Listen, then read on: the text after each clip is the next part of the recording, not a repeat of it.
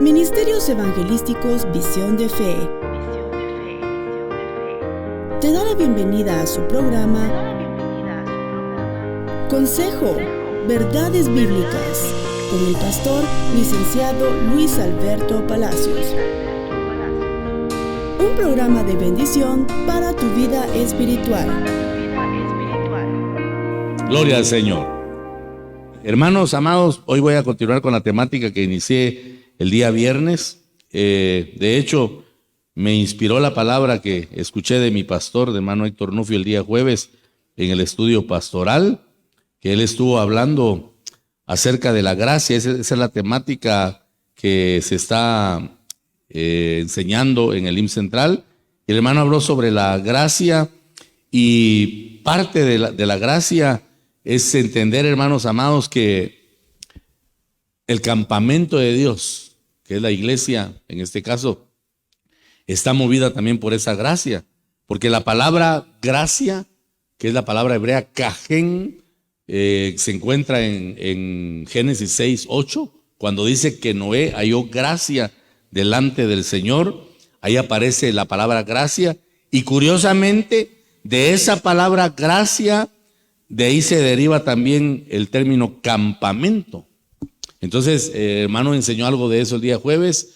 Lo dijo, no profundizó tanto en el hecho de campamento, pero a mí sí me dejó inquieto eso. Me puse a estudiar un poco, a investigar, y bueno, hay una enseñanza para la iglesia, porque nosotros como campamento de Dios tenemos que buscar que la visitación del Señor sea constante sobre nuestra vida. El campamento también tiene que ver con el aislarse. Cuando Dios liberó al pueblo de Israel de la esclavitud egipcia, dice la palabra que fueron al desierto como nómadas y acampaban en diferentes lugares, porque el campamento es un aislamiento, es apartarse de algo. Y por eso yo le digo que la iglesia es un campamento, porque la palabra eclesía significa aquellos que son llamados fuera para decretar. De alguna forma el Señor nos ha aislado. Y cuando venimos a Cristo, cuando recibimos al Señor en nuestro corazón como nuestro Salvador, en ese momento nos estamos aislando del mundo.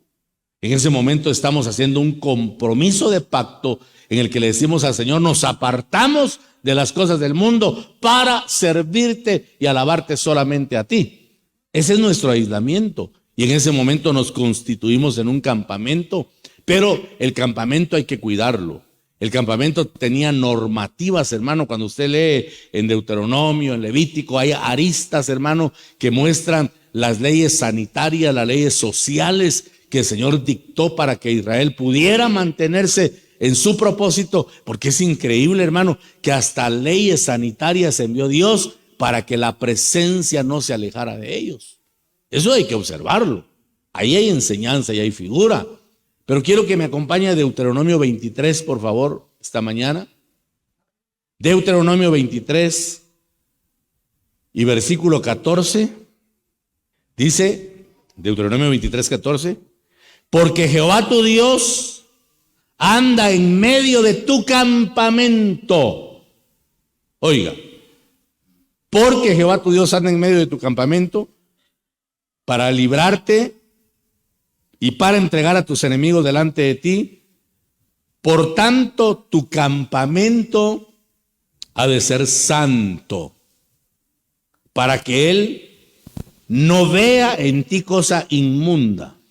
Oiga eso, hermano, para que Él no vea en ti cosa inmunda y se vuelva de en pos de ti. O sea que Dios se puede retraer. Dios se puede alejar, hermano, si mira cosa inmunda en nosotros. La versión PDT, Palabra de Dios para Todos, dice: ya que el Señor tu Dios viaja en medio de tu campamento para salvarte y ayudarte a derrotar a tus enemigos, entonces el campamento es sagrado. Si Él ve algo desagradable, puede alejarse de ti. Que el Señor nos bendiga, hermanos, a través de su palabra. El mensaje detrás de este versículo contenido acá en Deuteronomio es el discurso de Moisés dirigido a la nación de Israel justo antes de que ellos entren a la tierra prometida. Nosotros creo que estamos en la antesala de ese acontecimiento glorioso que es el inminente arrebatamiento de la iglesia. Estamos, yo creo, hermano, muy cerca de que se cumpla el proceso total de nuestra redención, porque la iglesia está en un proceso como un embarazo en el que ya hay vida, pero todavía no hemos sido dados a luz de la manera que el Señor nos va a mostrar. La palabra en Romanos 8 dice que la creación gime a una y está esperando la manifestación gloriosa de los hijos de Dios. De alguna manera la creación tiene revelación de que Dios está preparando, que Dios tiene entre bambalinas a un pueblo que está trabajando por medio del Espíritu Santo y le está el Señor poniendo gloria y lo está trabajando, lo está moldeando, y la creación sabe que al final Dios va a presentar a su creación, que es la iglesia pura y santa con la cual el Señor Jesucristo se va a casar. Bendito sea el Señor por eso, ¿verdad?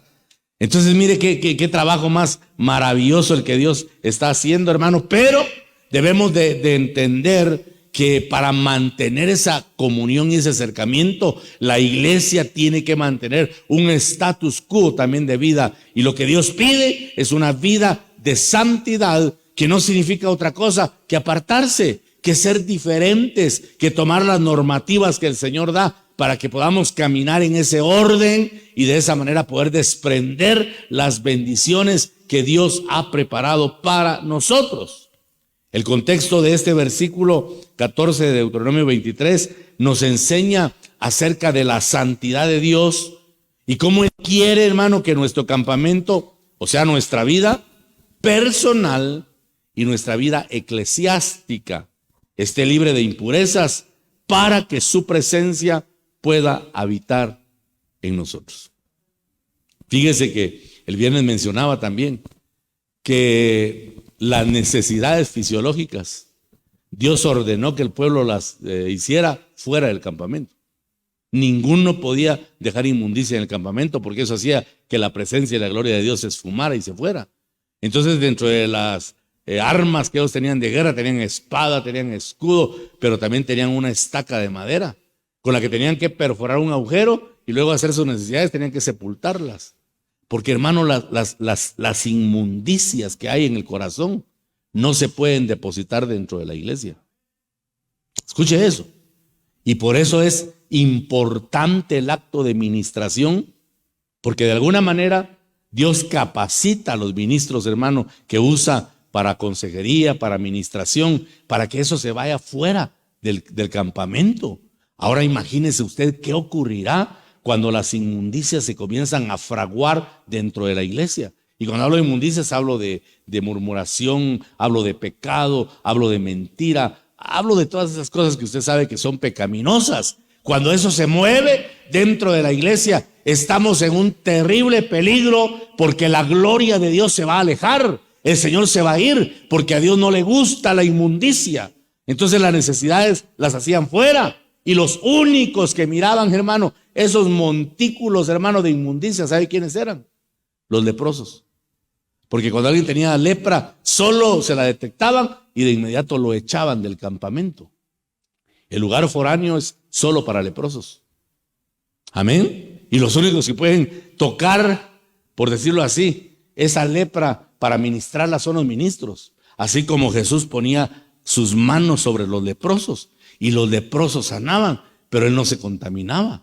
Y Dios le ha dado, hermano, esa virtud a los ministros para que podamos lidiar con el pecado sin contaminarnos. Eso usted tiene que entenderlo, que Dios ha dado una capacidad ministerial para que el pecado no afecte. Pero eso es una gloria que Dios envía, es una gloria que Dios pone en los ministros para tener la capacidad de lidiar con la bajeza del pueblo y poder tomar toda esa basura que se acumula en el alma y poder llevarla fuera del campamento, para que dentro del perímetro del campamento de Dios haya santidad, haya entrega, haya pureza, y que la gloria de Dios descienda, se manifieste, se mueva de una manera profusa y sobrenatural.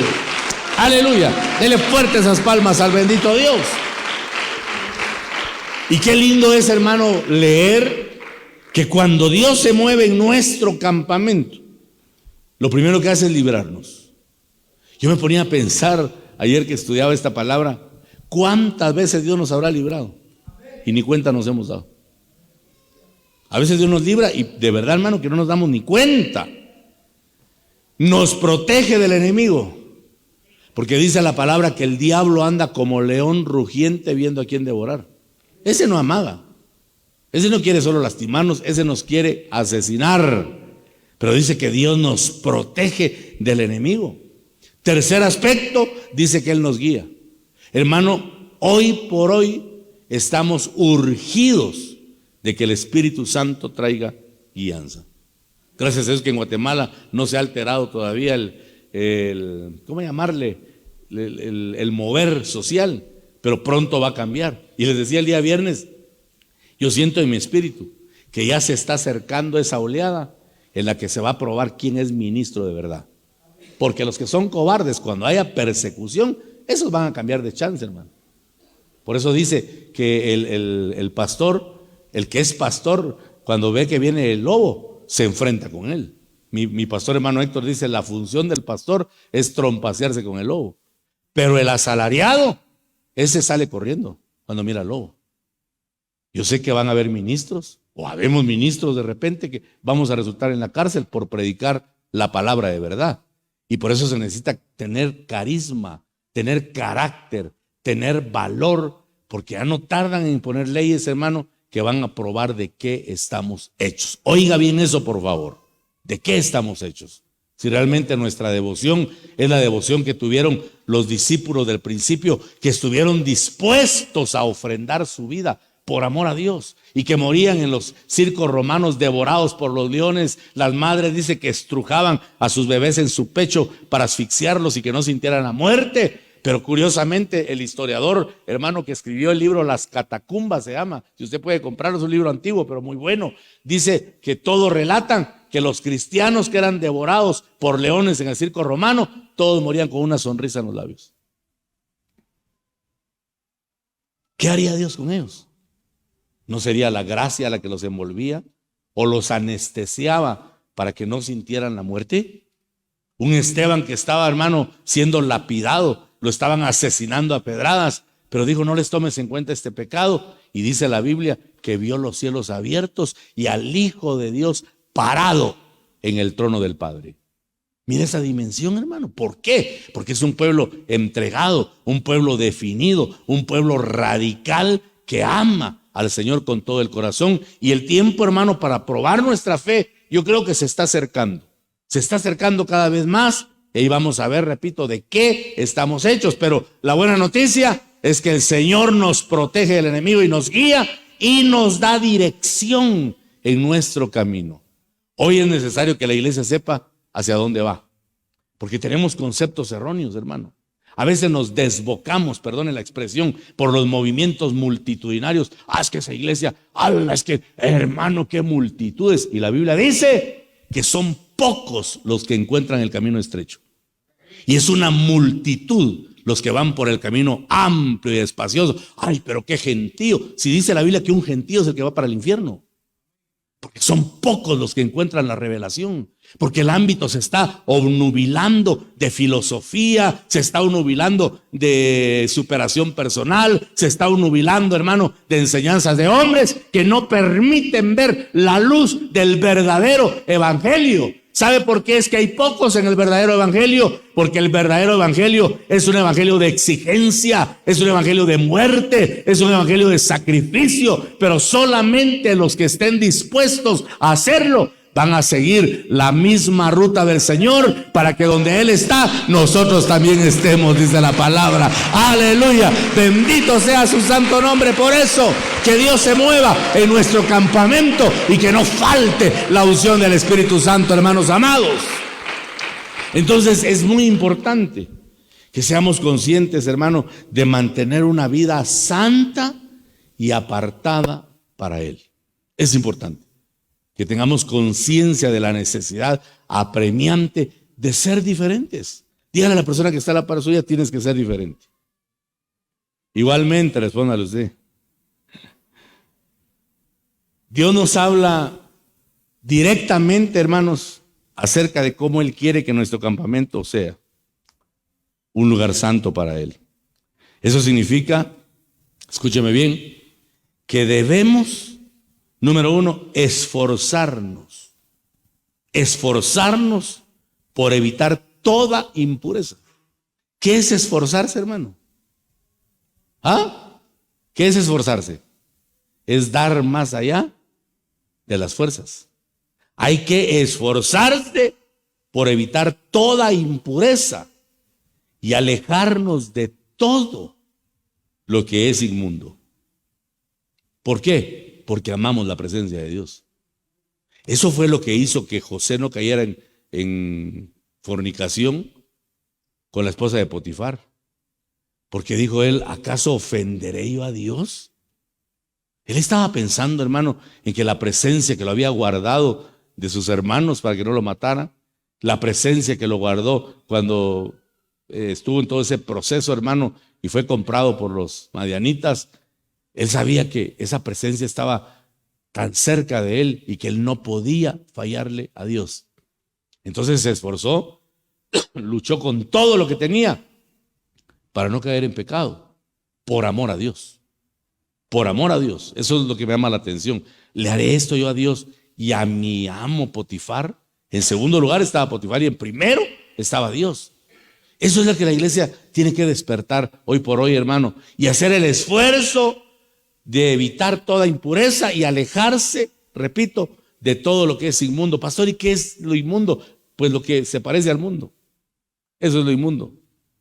Debemos ser diligentes en nuestra búsqueda de santidad, porque si no, Dios se puede alejar de nuestra vida. La presencia de Dios se puede retraer y Jesús ya dijo que separados de Él, nada podemos hacer. Estaba uno de estos días meditando y haciendo un análisis pastoral. Hermano, uno de pastor conoce la vida de la gente. No por lo que me cuenta, sino por lo que el Espíritu me muestra. Yo le decía, Señor, ¿por qué hay tanta desgracia en el pueblo? Señor, ¿por qué hay tanta gente sin restauración? Señor, ¿por qué hay tanta gente viviendo aún en pecado? Señor, ¿por qué hay tanta gente con indiferencia? Yo le dije, Señor, yo como pastor me siento hasta frustrado por eso. ¿Por qué, Señor, no hay cambio si tu palabra dice que el evangelio es de transformación? ¿Y sabe qué me dijo el Espíritu? Es que de muchos yo ya me alejé. Oiga eso con temor y temblor, hermano, por favor. Es que de muchos yo ya me alejé. Por eso no cambian. Ese es un llamado, es una invitación, una advertencia para que nos volvamos a Dios y que disfrutemos, hermano, de lo que hay en su presencia, que dice la Biblia, que son delicias espirituales que Dios ha preparado para su pueblo. Entonces el hecho de que Dios esté en medio de nuestro campamento significa que su presencia está con nosotros. Amén.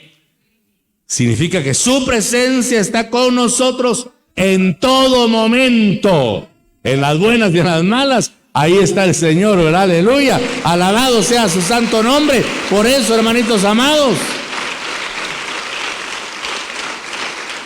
Y es por ello que no debemos permitir que nuestra vida, oiga, sea una contradicción al mensaje glorioso del Evangelio. Nuestra vida tiene que ir en sentido del Evangelio, no en contra del Evangelio. Nuestra vida no puede ser contraria al mensaje. Nuestra vida se tiene que parecer cada día más al mensaje para que el mensaje y la vida vayan, hermano, equiparados, ¿verdad? Uno a la par del otro, porque eso es el testimonio verdadero de la presencia del Señor. Es importante que vivamos una vida conformada a su voluntad, que pidamos a diario, que al nada más despertar, hermano, oremos y agradezcamos por la vida y que acto seguido le digamos de rodillas, Señor, ¿qué esperas de mí? ¿Qué quieres que haga? Así como el Señor conocía la voluntad del Padre y sabía, hermano, con lujo de detalles lo que el Señor quería de él, de igual manera el cuerpo de Cristo, que es la iglesia, el campamento santo de Dios, tiene que saber ¿Qué quiere, qué pide el Señor de nosotros para que estemos conformados a su voluntad? Manteniéndonos, por supuesto, alejados de las cosas que son contrarias a su plan para nosotros. Porque tenemos un enemigo, hermano, que ese anda buscando cómo entorpecer la obra de Dios. Que el Señor lo reprenda, ¿verdad? Porque el Espíritu Santo está luchando porque nuestras vestiduras se mantengan blancas, se mantengan puras, hermano, para el día de la manifestación gloriosa del Señor. Y Satanás, por otro lado, está viendo cómo nos impregna de inmundicia, de pecado, para que no alcancemos aquello por lo cual fuimos alcanzados. Pero de una cosa estoy seguro, que la presencia de Dios en nosotros es constante y nos va a permitir que vayamos avanzando y nunca retrocediendo, hermano, hasta que veamos al Cristo de la gloria, ¿verdad? Hasta que podamos verlo tal y como Él es, dice la palabra. ¡Aleluya! Existen muchas cosas que podrían alejarnos de Dios o alejar la presencia de Dios de nosotros. Y son cosas, hermano, que no son agradables a Dios, que pueden de alguna manera impregnar de suciedad nuestra vida. Y por eso debemos conocer la voluntad de Dios, porque en la voluntad de Dios, escúcheme, en la voluntad de Dios Él enseña lo que le gusta y lo que no le gusta. ¿O no ha tenido usted a veces el sentir de que el Espíritu le dice esto no me gusta? Y uno sabe, uno dice no, esto no le gusta a Dios. No, el Espíritu Santo no quiere que haga esto porque no le gusta. Así es Dios, hermano. El que conoce la voluntad de Dios va a caminar confiado, va a caminar seguro, sin temor al tropiezo. Y como cristianos debemos siempre esforzarnos por mantener una vida en orden y una vida agradable a los ojos de Dios, individual y colectivamente como cuerpo de Cristo. La unidad es importante. Para que Dios se mueva en el campamento, tiene que haber un pueblo unido. Por eso es que el Salmo 133 dice, mirad cuán bueno y cuán delicioso es habitar los hermanos, ¿cómo dice? Juntos. Mire, esta mañana estamos todos juntos. Ahora en armonía solo Dios sabe, ¿verdad? Porque puede ser que hay alguien aquí que usted lo mastica pero no lo traga, ¿verdad? Pero dice, qué bueno es cuando están juntos en armonía. Yo aprendí de mi pastor que el estar juntos es un acto humano, porque usted vino, usted se sentó y está a la par de otro. Pero el acto de armonizar es propio del Espíritu Santo. Entonces, ¿cuál es mi tarea y mi responsabilidad? Mi responsabilidad es, Señor, ay, el hermanito a mí no me cae bien, pero ayúdame a amarlo. Ayúdame, dame de tu amor para que yo pueda tolerarlo, para que pueda soportarlo, porque yo no quiero que tu presencia se aleje. Y sabe una cosa, hermano, el enemigo también conoce el poder de nuestra unidad. El Señor vio a aquellos hermanos que empezaron a edificar la torre de Babel, ¿verdad? Y dice, este pueblo, dijo Dios, ha venido a ser como un solo hombre. Y nada de lo que se propongan les será imposible. Todo lo que quieran lo van a lograr, porque han venido a ser como un solo hombre. Entonces descendamos, dijo Dios, y confundamos su lengua para que ya no se entiendan. Porque Dios vio que había una unidad potencial y eso me asusta, porque puede haber unidad para lo bueno y puede haber unidad para lo malo. Y Dios tuvo que estorbar esa unidad. Ahora volvamos al tema de la iglesia. Hermano, cuando la iglesia está unida, entrelazada por el Espíritu, hay cosas extraordinarias que van a ocurrir y vamos a ver un poder sobrenatural de Dios, hermano.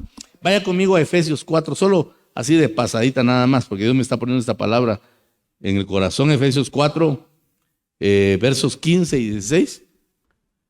Antes dice, verso 15 de Efesios 4, antes hablando la verdad en amor, crezcamos en todas las cosas, en aquel que es la cabeza, Cristo Jesús. Yo les dije el viernes que la idea de campamento es un reino donde toda la autoridad está centrada en el Cristo de la gloria.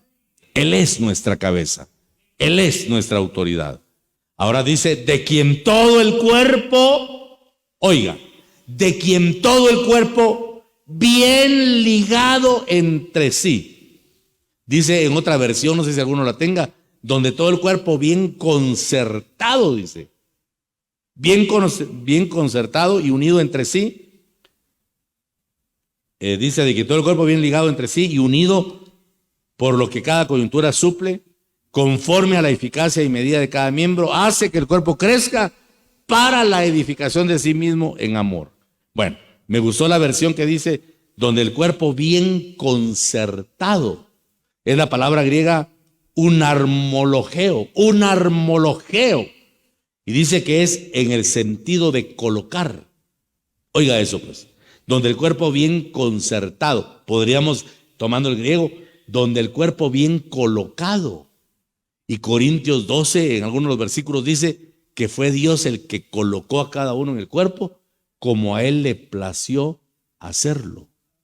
¿Sí? O sea que el que mueve, el que va colocando para funcionalidad es Cristo, hermano.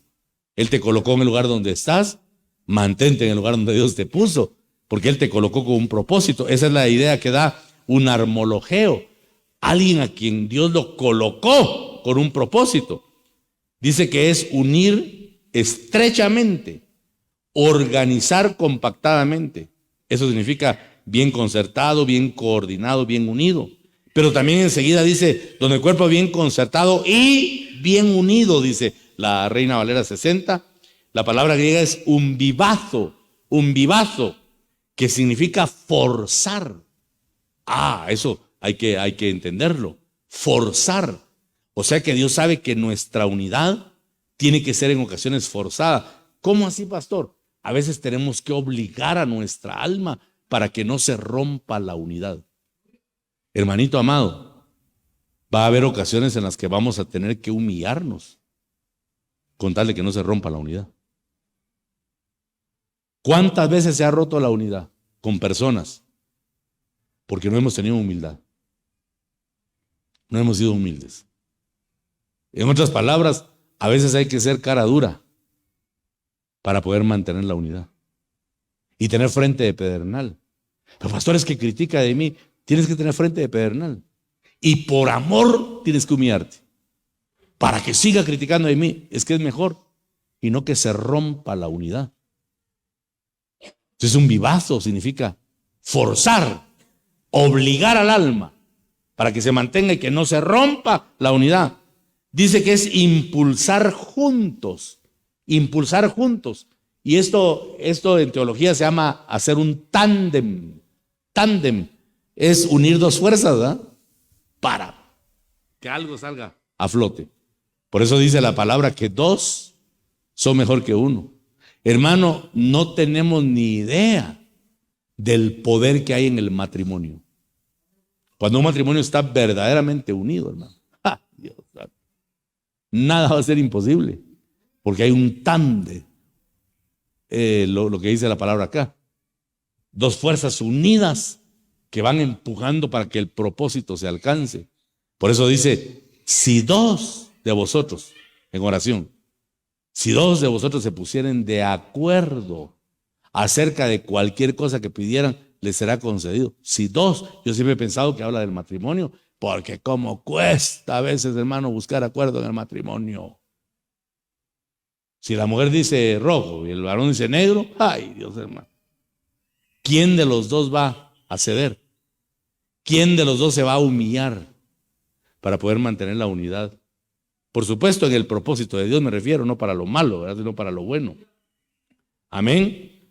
Es entonces impulsar juntos, entretejidos o entrelazados, dice. Esa es la unidad que Dios espera. Como cuando se entorcha dos cables, ¿verdad? Para que tengan más soporte. Dice que debe haber asociación, afecto. Es enseñar, dice, mentalmente, instruir, demostrar. Eso significa, o sea que tiene que ver también con la enseñanza para que se mantenga la unidad y que entonces Satanás vaya retrocediendo ante el poder de una iglesia que está unida por el amor a Cristo y por el amor al prójimo, al más próximo, ¿verdad? Cuando la iglesia ama a Dios y a su prójimo, es una iglesia poderosa, es una iglesia victoriosa, es una iglesia vencedora. Aleluya, alabado sea el nombre del Señor. Gloria a Dios. Entonces, hermanitos amados, eso ya implica que tenemos que revisar nuestro campamento, de mantener nuestra casa limpia. Mateo capítulo 12, que versículo es 43. Dice, cuando el espíritu inmundo ha salido del hombre, anda por lugares secos buscando reposo y no lo hay. Pobres esos demonios, hermanos, nunca hayan reposo. Por eso usted tiene que estar reposado. Y nunca va a decir, ay, es que no encuentro reposo, porque se va a parecer mucho a esto, ¿verdad? Bueno, no lo haya. Entonces dice, volveré a mi casa de donde salí, y cuando llega la haya desocupada, barrida y adornada. Entonces va y toma consigo otros 7 espíritus peores que él, y entrados moran ahí. Y el postrer estado de aquel hombre viene a ser peor que el primero. Así también acontecerá a esta perversa generación. Entonces aquí nos dice que una casa limpia debe estar vacía de todo espíritu impuro, hermano. ¿Cómo podemos hacer nosotros eso? Primero, debemos tener un corazón dispuesto a ser santo. Un corazón dispuesto a ser santo. Una mente renovada para pensar en cosas que agradan a Dios. Además, tenemos que tener conciencia de las cosas que pueden alejarnos de Dios. Debemos de saberlo, hermano. Al estar siempre alerta y conscientes de nuestra vida espiritual, vamos a poder tomar medidas para no caer en pecado. Repito, solo al estar alertas y conscientes de nuestra vida espiritual, podemos tomar medidas para evitar caer en pecado. O sea que si no estamos alertas y conscientes, podemos caer en pecado a cada rato. El estar alertas implica la lectura diaria de la Biblia, la oración, porque esos son aliados para mantener nuestra vida en orden y conectada con Dios en todo momento. Que haya conexión con el Señor. Algunas personas pueden tener la inquietud de que nunca podrán mantener su vida lo suficientemente limpia y santa para Dios. A veces el enemigo pone esos pensamientos de fracaso. Y hay gente que dice, yo nunca voy a poder estar bien con Dios. A mí me cuesta. Yo nunca voy a poder estar en línea con el Señor. Pero es importante recordar que Dios no busca una perfección per se, ¿verdad? Una perfección, sino una actitud de arrepentimiento y disposición para obedecerle. Dios no espera que usted venga en perfección acá, porque separados de Dios no podemos ser perfectos. Pero sí busca un corazón arrepentido. Y esa palabra es metanoia, que significa una mente que está queriendo cambiar cada día, que da media vuelta hacia el pecado, que va en dirección contraria al pecado. Cuando usted viene aquí, usted viene a decirle, Señor, yo no quiero ir en pos del pecado. Señor, yo quiero ir en contra del pecado. Y por eso venimos a buscar a Dios, para fortalecer nuestro espíritu, para que se nutra, para que se llene y que entonces tengamos la capacidad de frenar las concupiscencias. Porque mire, mi amado hermano, cuando no buscamos a Dios, no el diablo, la carne nos gana. La carne, las concupiscencias, los deseos de la carne, las pasiones, los apetitos de la carne. Un plato de comida nos puede alejar de Dios, porque no tenemos fuerza, porque el espíritu está débil. Y entonces se da un matriarcado espiritual donde el alma mangonea a la persona y el alma la lleva a hacer lo que el espíritu no quiere, pero como está tan débil el espíritu, no tiene fuerza para buscar a Dios. Jesús le dijo a los discípulos, a la verdad el espíritu está presto, pero la carne es más fuerte que él. Eso dijo Jesús. El espíritu quiere, pero la carne es más fuerte que el espíritu. Entonces, ¿qué necesitamos? Acercarnos a Dios. Y por eso qué lindo es saber y entender que en el campamento santo de Dios, Dios habita con su pueblo todo el tiempo, hermano, para darnos esa capacidad de obediencia y nos ayuda a través del Espíritu Santo para vivir una vida sana y santa en Él. Repito, nos fortalece, nos ayuda a través del Espíritu Santo para vivir una vida sana y santa delante de Él. ¿Por qué digo una vida sana? Porque a veces en Cristo hay una vida que no tiene plenitud, hermano. Hay almas enfermas, hay almas en conflicto, hay almas con déficit de la presencia del Señor. Pero cuando el Espíritu Santo ve nuestra búsqueda, yo por eso le he aconsejado siempre que cuando más batalla tenga, es cuando más tiene que buscar a Dios. Pero pasa lo contrario. Hermano, no lo hemos visto, es que hermano tengo problemas. Pues precisamente es el mejor momento para correr a Dios, para que Él nos muestre el camino, para que Él nos diga cuál es la puerta de escape y que podamos salir triunfantes y vencedores de cualquier circunstancia que aparezca en nuestra vida. Amén.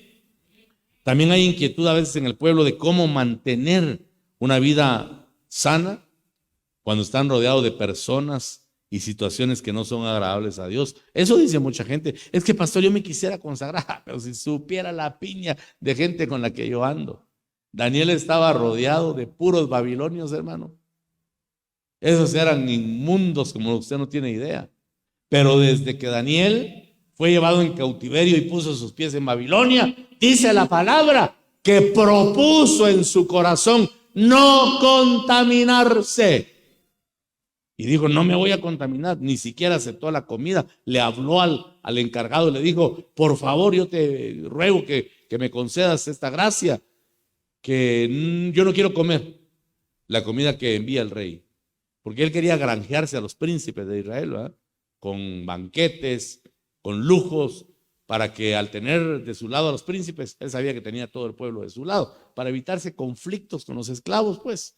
Pero él dijo, no quiero comer la comida del rey, los manjares del rey.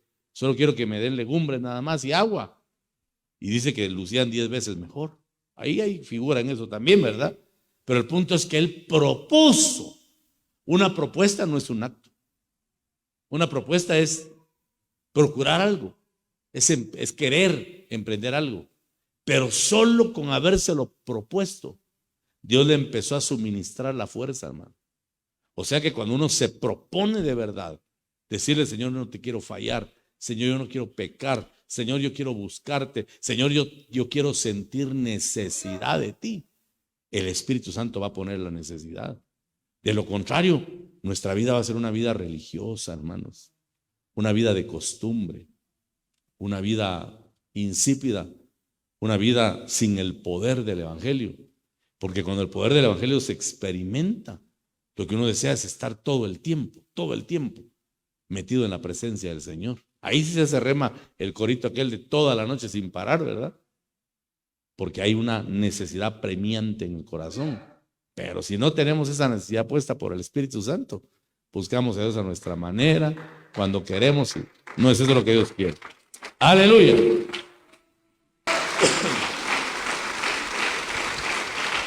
Gloria a Dios. Nosotros como hijos de luz tenemos que ser personas que influyan en los ámbitos y no personas que se dejan influenciar por los ámbitos de tinieblas, porque las tinieblas están avanzadas. Fíjese, hermano, que la palabra tinieblas tiene una connotación que es bien extraña. La palabra tinieblas significa aislarse, también significa aislarse. En el caso de las tinieblas malignas, son las tinieblas que se han aislado de Dios. ¿Sí? Por eso Jesús dijo, porque si en vosotros hay tinieblas, ¿cuánto más oscuras no serán las tinieblas? O sea que hay dos clases de tinieblas, ¿verdad? Porque la palabra tinieblas significa aislarse. Nosotros debemos aislarnos, pero del mundo. En cambio, las tinieblas diabólicas se aíslan de Dios. Entonces tenemos que ser nosotros gente de influencia, gente que motive. Ahí sí que cabal el versículo aquel que dice, conviértanse ellos a ti y tú no te conviertas a ellos. ¿Quién va a convertir a quién? Es la pregunta. Es una lucha de poderes, hermano. Y Dios nos demanda, nos pide, nos exige que seamos luz en la oscuridad y que no permitamos que la oscuridad nos afecte a nosotros, hermano. Que podamos transcurrir sabiendo que Dios nos ha dado influencia y capacidad para poder transmitir lo que tenemos de Dios. Porque yo estoy seguro que Dios a ti te ha dado medida buena, apretada y remecida. Tú tienes mucho de Dios para dar, yo tengo mucho de Dios para dar. Así que todos demos, hermano, lo que hemos recibido de la mano del bendito Padre Celestial. Aleluya. Demos de gracia lo que de gracia hemos recibido. Gloria a Dios. Finalizo con esto. Deuteronomio 23:14 nos enseña que la santidad es importante. Muy, muy importante para Dios y debe serlo también para nosotros. Nos enseña que Dios quiere una vida limpia y ordenada para que Él pueda habitar en nosotros. Al mantener una vida santa, vamos a ser una fuente de bendición para nosotros mismos y para las personas que están a nuestro alrededor. ¿Por qué? Porque el Señor estará en medio de nosotros. La Santa Cena que hoy vamos a tomar es el testimonio de que el Señor se ha acercado para bendecirnos. Hermano, yo sí le pido al Padre, le ruego al Señor esta mañana que nos ilumine con su Espíritu Santo para que entendamos, hermano, que lo que hay acá no es un pedacito de pan y un poquito de vino. Que el Espíritu Santo nos haga entender que es el cuerpo y la sangre de Cristo. Yo no pretendo resolver el problema, ¿verdad?, teológico de la consustanciación y la transustanciación. Tanto que se pelearon estos cuates, ¿verdad?, por la consustanciación. O sea, si esto es una figura o es una realidad. Porque algunos decían, no, es que eso es una realidad. Y otros decían, no, hombre, eso es una figura. Es consubstanciación y transubstanciación. Y no se dieron cuenta que los dos tenían razón. Porque cuando está el pan y el vino ahí es una figura. Pero cuando hace contacto con nuestro cuerpo, se convierte en una realidad. ¿Será, pastor? ¿Y por qué cree usted que dijo Pablo? Que nos examinemos. Porque muchos, dijo Pablo, por comer indignamente el pan y el vino, están enfermos y otros se murieron, dijo Pablo. Yo no creo que una figura mate y enferme. Eso tiene que ser una verdad. Por eso cuando uno toma la Santa Cena, no le digo que no la tome. Porque uno, ay no, padre, yo pastor, vengo mucho pecado. Y padre, no, tome la Santa Cena. ¿Sabe qué me enseñó a mí mi pastor? Es mejor que nos corrija Dios y no que nos corrija el diablo. ¿Sí? Pero pastor, uno debe examinar también a quién le da la Santa Cena. No creo. Jesús se la dio a Judas. Dice que después del bocado Satanás entró en su corazón. Es otra historia. Pero el Señor no le negó la Santa Cena. Le dio la oportunidad de corregirse. Pero él la desaprovechó. Hoy vamos a acercarnos a la mesa del Señor. Y de verdad, insisto, le ruego al Espíritu Santo que nos alumbre para saber que no vamos a participar de cualquier cosa. Hermano, hoy nos va a ministrar directamente la presencia de Dios. ¿Cuánto lo creen? Denle una ofrenda de palmas al Señor por eso.